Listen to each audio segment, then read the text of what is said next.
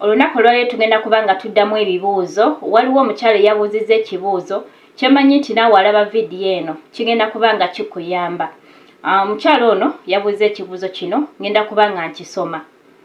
Yagambye bw'ati: mukwano neetaaga obuyambi bwo ngezezzaako naye kigaanye. Njagala ku buli apu nteekeko paasiwaadi naye ebyalema kubanga muwala wa boosi wange ayagala mbu muwe essimu yange alabe apps ze nnina mu ssimu.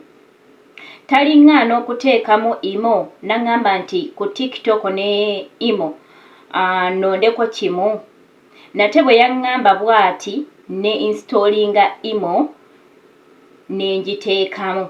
Omukyala ono agamba bw'ati ayagala ku buli apu gy'alina mu ssimu ye abeere ng'agiteekako paasiwaadi. Ng'omuntu yenna ne waba akutte ku ssimu yo ababadde bangoberera mu vidiyo z'enkola obadde olaba nti buli apu yange bwe nkoona ku WhatsApp erimu nsooka kuteekamu paasiwaadi oba fingerprint n'eryoka eggulawo. Bwe nkoona ku TikTok nsooka kuteekamu paasiwaadi oba nteekamu patana oba neteekamu fingerprint n'eryoka eggulawo. Kati omukyala ono kyayagala okuyiga butya bw'asobola okuba nga buli apu gy'alina mu ssimu eri locked nga eriko paasiwaadi. Ngenda kusaba obeereko nga ongoberera. Omukyala yabuze ekibuuzo kino bamuyita Isaabirye Amisi eyabuuzizza ekibuuzo kino. Mbeerako tutambule babiri. Essimu yange kyensoose okukola kwe kugiggyamu looko zonna okuviira ddala ku screen ngiggyemu looko ne ku apps zonna n'engigyamu looko. Kati njagala tukikole babiri.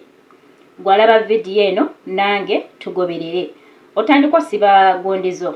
Omuntu nga ne oba okutte essimu yo n'ogimuwa bw'eti nga obadde ogiggyemu screen lock n'ogimuwa tasobola kuyingira mu WhatsApp yo ejja musaba password oba pini. Nga ne waba agenze ku TikTok oba ku imo app yonna ne biba bifaananyi byo mu ggalaleyo nga wagikoonamu abikula ebifaananyi byo erina okumusaba password oba patana kisinzira ky'oba osettinzeemu. Kati tambula nange tweyongere mu maaso. Essimu yange nagiggyemu password ne screen lock nagiggyemu. Njagala tukikole babiri. Ogenda kujja mu ssimu yo bw'oti jangu wane wali settings wano. Koona mu settings. Bw'omala ogikoonamu ejja kuleeta awantu weewati. Ojja ku scrollinga. Ogenda kujja wano ewali ekigambo security. Kwata mu kigambo security. Bw'omala okikwatamu ejja kuleeta awantu weewati. Wano tuyinawo theft alert, tuyinawo emergency, tuyina ne app lock. Kaakati ogenda kusooka okkirire wano wansi mu screen lock. Eriwa screen lock yiino nagiggyemu teriimu. Kati screen lock sooka oteekemu lock mu ssimu yo. Sooka oteekemu lock mu ssimu yo. Kwata no ku kigambo screen lock. Bw'omala okikwatako egenda kuleeta wano. Ndowooza olaba tuyinawo. Tuyina wano eno ebigambo bino by'olaba. Kati twetaaga wano oyagala essimu giteekamu ki. Bw'oba oyagala teekamu patana kwata wano mu kigambo patana. Ndowooza katubigezese byonna. Bw'oba oyagala patana kwata mu kigambo patana. Ekuleete wantu weewati. Kwata mu kigambo next. Kati jangu wano essimu ekugamba oteekemu patana gy'oyagala. Kati kangambe nti patana yange eri ero. Bw'omala ogiteekamu kwona ku kigambo next. Kati ekugamba ddamu era oteekemu patana. Teekamu eri yennyini gy'osoose okuteekamu ero. Ddamu ogiteekemu bw'oti. Kati kwata ku kigambo confirm. Okiraba? Kaakati ogenda kujja wantu weewati. Kwata wano wansi mu kigambo done. Kati tugenda kulaba oba patana gye tutaddemu ekoze. Patana gye tutaddemu oba ekoze. Kasooke tuzikize essimu eno. Tumale tugizzeeko. Ndowooza ogiraba nti kati essimu egenzeemu patana. Naye omakinga sure nti ojjukira patana gye wataddemu. Okay. Kaakati tugenda wali ku apps. Apps ogenda zo kuzisiba otya. Koma wano mu settings. Jangu wano mu kigambo security. Kaakati olw'okuba nti already omaze eri okuteekamu patana.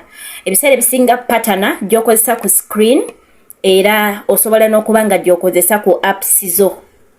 Kati jangu mu kigambo wano lock. Luli tukiridde wali wansi wano. Kati ku mulundi guno kukusiba apps tujja wano mu kigambo app lock. Okay. Kati bwe tujja wewati wano. Wano we wali apps zo zonna z'okozesa kati app ki gy'oyagala okusiba.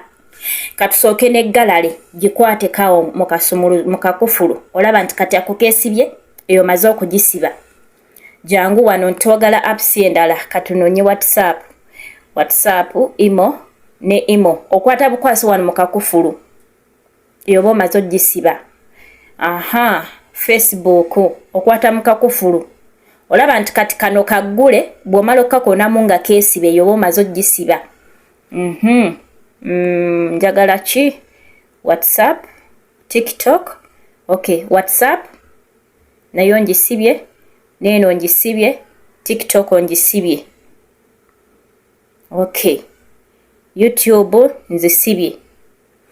Kati ezo apps zolaba obusumuluzo obwesibye omaze okuzisiba oba zitaddemu looko. Kakati oyinza okugamba nti eri looko gy'otaddemu eri mu ssimu si gy'oyagala okukozesa mu apps.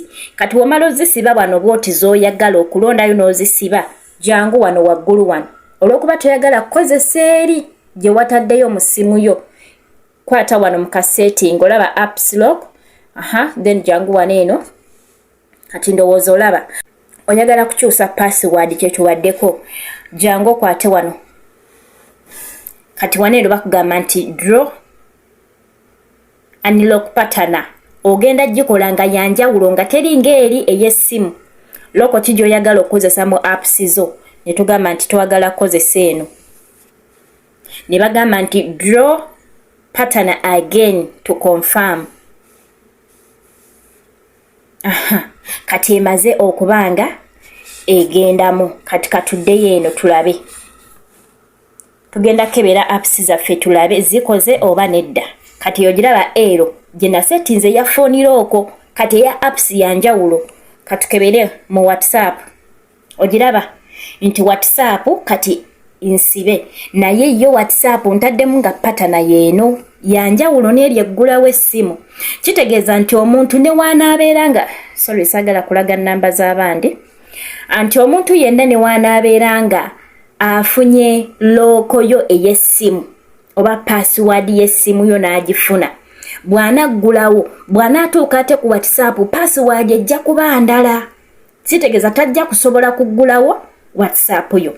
Katugezese ne ku TikTok. Kuba nayo tugisibye ndowooza ogiraba. Era nayo neteekamu. Ogiraba nti eyaayo yanjawulo ne ku screen lock. Okay. Apps endala gye tusibye. Tusibye eno YouTube Studio. Kyogiraba nti ye. Era nayo okugiggula osooka kuteekamu lock. Nebanga yeggula. Kati kankulage nti ate y'essimu nga we nkugambye nti ndala. Ey'essimu osobola settinga nga ndala nga bwe tukikoze neya apps no settinga ndala nga bwe tukikoze. Kati ey'essimu eri ero. Eya app eri bweti. Okitegera ekintu ekyo omuntu yenna ne wowe mulekedde essimu yo ng'ayina password yo oba pattern. Osobola okukozesa password, osobola okukozesa pattern, osobola okukozesa fingerprints. Esobola okuba nga essimu ogiguzawo na fingerprints ng'ate password za WhatsApp oba apps zo ez'enjawulo nga nazo ndala. So kisobokera ddala. Alina ekibuuzo beera ng'okiteeka mu comment section ngenda kuba nga nkuddamu naye nsubira nti omukyala yabuuza ekibuuzo kyemmanyi nti vidiyo eno ekuyambye kinene nnyo. Musibe bulungi, musule bulungi, Mukama abankumire nnyo atakumira mpeera. Teekayo ekibuuzo kyo mu comment section nja kuba nga mbaddamu. Amen.